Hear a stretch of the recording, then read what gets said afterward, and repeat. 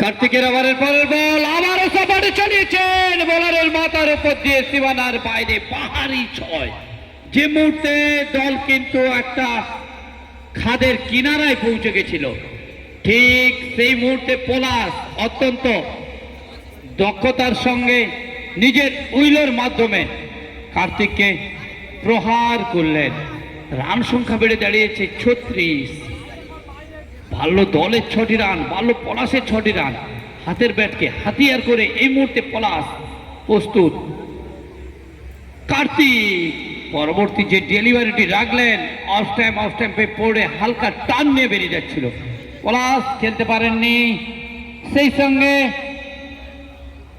umpire সাহেব জনাব ববি আহমেদ তিনি ঘোষণা করলেন এই ওভারের জবনিকাপাত ঘটল, অর্থাৎ